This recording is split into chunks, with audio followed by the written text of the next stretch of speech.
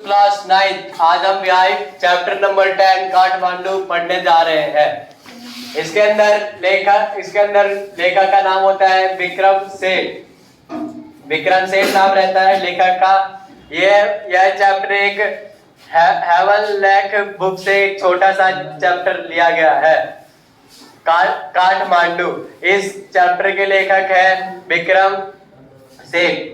तो ये बताते जब ये चीन से इंडिया आ रहे थे, उस बीच तिब्बत होते हुए और नेपाल होते हुए आ रहे थे। तो उन्होंने देखा तिब्बत होते हुए नेपाल में आए, फिर नेपाल की राजधानी काठमांडू में जब हुआ तो एक सस्ता सा रूम बुक किया सस्ता था। तो वो आए, बेड में पहले सो गए। वो थके हुए थे इसलिए वो सो गए। फिर अगले दिन नेक्स्ट डे वो मॉर्निंग के टाइम जब सो के जब जगते हैं तो वो सेठ के बेटे और उनके भतीजे के साथ वह जाते हैं। दो मंदिर होता है, एक हिंदुओं के लिए होता है, एक बुद्धिस्ट के लिए होता है। तो पहले वाले जाते हो हिंदू वाले में जाते हैं। यहाँ पे हिंदू वाले में मंदिर में जाते हैं। उस मंदिर का नाम होता है पशुपतिनाथ। तो उस मंदिर में जाते हैं तो पहले जब एंट्री लेते तो वहाँ पे एंट्री बोर्ड पे लिखा होता है यहाँ पे एंट्री हो सकते हैं, बस हिंदू लोगों की एंट्री है यहाँ पे।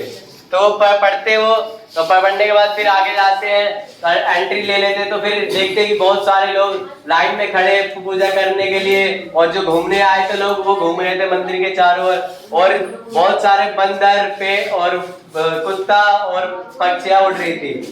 तो उसी टाइम उस लाइन में जाती है पूजा करने के लिए। तो कोई होता है ना कि कोड़ी मारता है, उस लाइन में अपनी कोड़ी से साइड कर देगी, पहले मैं पूजा करने जाऊं और पूजा करके सबसे पहले मैं आ जाऊं चुपचाप। तो उसी बीच एक आदमी बोलता है अरे आगे चलो। वो बोलता है नहीं है जगह। वो बोलता है बहुत है जगह। अरे नहीं है, अरे बहुत जगह है। वो बोलता है नहीं है, अरे बहुत जगह है, आगे चलो। वो बोलते हैं चलो ठीक है। फिर उसी बीच एक नेपाल की राजकुमारी आती है, तो उसके सम्मान के लिए सारे आदमी अपने सिर झुका लेते हैं। सिर झुकाते फिर जो था ना पशुपत मंदिर के जो मेन गेट था वहां पे के सरिया रंग का कोई कपड़ा पहन के आए थे, वो एंट्री करने की कोशिश कर रहे थे। जो पुलिस वाला होता है, जो चौकीदार, वो गेट पे खड़ा था। उसने बोला यहाँ पे हिंदुओं की बस एंट्री है। और उसने वो फिर भी कोशिश करते अंदर जाने की, वो नहीं जाने देता है। तो फिर एक वो अचानक जब वो जाते हैं ना, जैसे लाइन में खड़े रहते हैं तो सारे जैसे भगवान है तो उनके मतलब पैरों में माला वाला को चढ़ाते हैं। तो वो चढ़ाने के लिए वो भी जाते हैं। तो वो मतलब बिहारी भाषा में बोलते हैं, ये विक्रम सेठ जो होते हैं ना हमारे, जो तो वो जाते हैं उनके पास, जो पूजा कर जिसके जो चढ़ाते हैं ना, वहां पे जाते हैं। ये बोलते हैं अरे हमरा मेरी भी कर दो, बिहारी भाषा में बोलते हो, अरे हमरा मेरी पहले हमार चढ़ा दो। वो बोलते हैं, उनका बोलने का मतलब है ये लो पहले मेरा चढ़ा दो भगवान के चरणों में। वो फिर वो चढ़ा देते हैं। फिर अचानक हमारे विक्रम सेठ देखते हैं एक बंदर कुछ लेके भाग रहा होता है, दूसरा बंदर उसका पीछा करता है, मंदिर के ऊपर चढ़ जाता है। फिर वहां चढ़ के एक नदी होती है, उस नदी के किनारे में कोई लाश जल रही होती है और कुछ बच्चे नहा रहे होते हैं, कुछ औरतें कपड़े धो रही थी। उसी बीच वो बंदर यहाँ साइड में आ जाता है। वो और वहां पे जो मंदिर के अंदर जो चढ़ाते हैं ना पुष्प पूजा का, तो वो ना जितनी होते पुजारी वो साफ करके इसी के अंदर डाल रहे थे। उसके बाद वो हो जाता है। फिर ये घूम के फिर अपने घर पे जब आते हैं तो फिर वो जाते हैं बुद्धिस्ट वाले मंदिर में। ठीक है, बुद्धिस्ट वाले में जाते हैं तो वो सबसे पहले वहां पे जाते हैं। तो वो वहां पे वो मंदिर होती है, वो जो ऊपर जैसे ये होती है ना मंदिर, तो ये जो डोर ये होता है, ये डोर बोलते हैं इसको। ये व्हाइट कलर का होता है, ये व्हाइट कलर का होता है ये डोर। तो वो डोर पे जाते हैं। उस डोर के आसपास ना जितने भी मतलब अगल बगल साइड लेफ्ट राइट में देखते हैं तो दुकान तो ज्यादातर वो दुकान जो तिब्बत और नेपाल से आए, जो तिब्बत से आके बसे थे काठमांडू में, ज्यादातर उनकी दुकान थी। और फिर वो आगे जाते हैं तो वो देखते हैं कि जैसे दुकान होती है, जैसे हमारे इधर बेचते आलू वाले 10 रुपए किलो 10 रुपए किलो, तो वैसे वहां पे वो बेच रहे थे 10 रुपए किलो 10 रुपए किलो। तो बेचते हैं। फिर तो ये सामने देखते जो ये डोर होता है ना, ये व्हाइट कलर का होता है।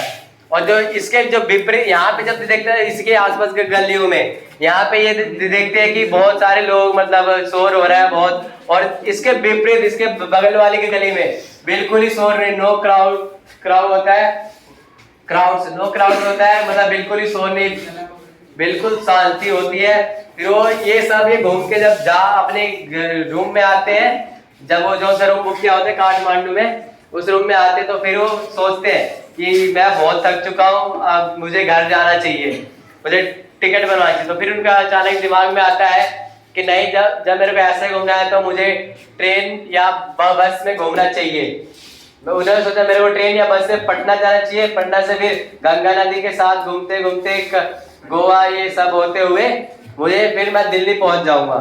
तो फिर वो सोचते क्या यार, अब थक चुका हूँ, क्या जाऊंगा यहाँ वहाँ, चलो सीधे घर की टिकट कटाते हैं, अपने घर चलेंगे। फिर वो जाते हैं एयरपोर्ट पे, अपनी टिकट कराते हैं अगले दिन की। तो वो टिकट कराए घर पे आते हैं तो वो देखते हैं कि एक जैसे बांसुरी वाला होता है जो बांसुरी बेचता है मेले में, तो वो ऐसे लाठी पे ऐसे बहुत सारे तो वो देखते हैं ना कि लाठी के ऊपर, एक लाठी के ऊपर बहुत सारे बांसुरी इकट्ठे कर रखे हैं, तो एक इकट्ठे कर रखा होता है। तो फिर वो जाता है ना वो, तो वो देखता है उन्हें, तो वो सोचता है ये कैसे बेचता है। तो जो होते हैं ना बहुत सारे, जैसे हमारे इधर बेचते हैं 100 रुपए किलो ले लो, सेल से 250 रुपए सेल टी शर्ट, तो वो ऐसे नहीं बेचता है।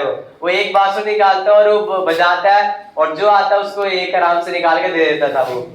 फिर वो फिर वो ये भी नोटिस करते हैं कि वहां पे उसके अगल बगल मतलब रोड थे, वहां पे बहुत सारी गाड़ियों की आवाजें, बहुत सारी आवाजें आ रही थी, इनको कोई भी सुनाई नहीं दे रहा, बस बांसुरी की आवाज उन्हें सुनाई दे रही थी। तो ये सुनाई दे रही, तो वो सोचते कितनी मधुर आवाज है, इसे पूरे ब्रह्मांड को ये अपने कब्जे में कर सकती है आवाज, ये ऐसा आवाज है सब लोगों को पसंद आती है। जैसे कृष्ण जी की बांसुरी सुना होगा ना, वो उंगलियों की होती है, तो उसको बजाते हैं, उसको तुम्हें भी लगेगा। तो फिर वो ये सब खो जाते, तो फिर वो जाते हैं एक दुकान, मतलब बाजार जैसे घूमते हैं ना, अपने उसके होटल के सामने होती है वो जो बांसुरी होता है ना, उनके सामने ही बेच रहा होता। फिर वो लेफ्ट साइड में देखते हैं दुकान वाला बेचता है, कपड़े बेचता है, टी शर्ट 100 रुपए सेल, 100 रुपए का बेचता है वो। तो वो सोचते हैं ये भी क्या बेच रहा है, फिर उसी पे ध्यान रहता है उनका बांसुरी वाले पे, तो वो अपना खो खा के दे देता है। फिर आगे आते हैं वो, तो फिर उन्हें पता चलता है ना, ये जब वो आगे अपने होटल से जस्ट सामने जाते हैं, होटल जो था इनका,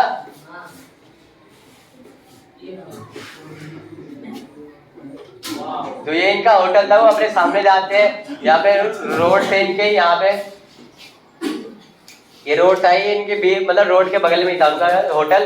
तो वहां से वो निकलते हैं, तो फिर जब वो जाते हैं अपने घर निकलते हैं, तो उनको मिलता है कोको कोला, लेते हैं एक कोको कोला लेके, और नींबू का वो जो चना होता है ना वो, तो भाई उनके तो बहुत मजे आ जाते हैं, तुम्हें भी मजे लेने हो तो तुम भी पहुंच जाना। वो फिर वो खाते हैं अपना मजे से, फिर खा पी के फिर जाते हैं अपने घर पे।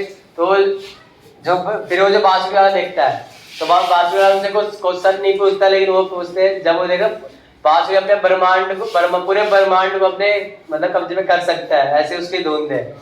बस यही तक था चैप्टर, बाकी ऑल द बाय। हाँ, इनसे कुछ रह गया होगा तो ऐड कीजिए। पशुपतिनाथ टेम्पल में एक मूर्ति रहती है जो आधी जमीन के अंदर धंसी रहती है, तो लोग बताते हैं ना कि जब वो मूर्ति पूरी तरह बाहर आ जाएगी ना तो कलयुग खत्म हो जाएगा। हाँ, बहुत अच्छे। और कुछ? और सर वो बुद्धनाथ स्तूप में वो भुट्टा खाते हैं। हाँ, भुट्टा नींबू गाड़ के। वो नेपाल के जो थे वो महारानी, उसका नाम क्या था? उनका नाम नहीं था, वो नेपाल की राजकुमारी थी वो। नाम नहीं था उनका, नाम कुछ नहीं था उनका, उनका नाम नहीं लिखा है। जो नेपाल की राजकुमारी थी उनका नाम नहीं लिखा है चैप्टर में। के पास होता है, जब मंदिर के पास वो रहता है ना, ये हमारे लेखक विक्रम सेठ, तो वो जब मंदिर के पास जहाँ पे वो कोड़ी से मार के साइड करते हैं ना कि पहले मैं जाऊंगा पास करने, तो वहां पे वो एक आदमी को देखता है कि एक आदमी होता है, जो ये आदमी, 2 आदमी होते हैं यहाँ पे, ठीक है। ये आदमी इसको कोड़ी मार के साइड करता है कि पहले मैं जाऊंगा, कि चुपचाप आराम से मैं पूजा करके आ जाऊं। तो इस बीच ये बोलता है इससे कि अरे आगे चलो ना, बहुत जगह है। वो बोलता है अरे नहीं जगह है। ये फिर बोलता है अरे बहुत जगह है। फिर बोलता है अरे नहीं जगह है, छोड़ो ना। बोलता है अरे बहुत जगह है। बस यहीं पे खत्म हो जाता है चैप्टर। हाँ प्यारे बच्चों, अभी फीडबैक देना है ना, आंख बंद कर लीजिए सभी लोग। चलिए हाँ, हाथ उठा करके फीडबैक दीजिए।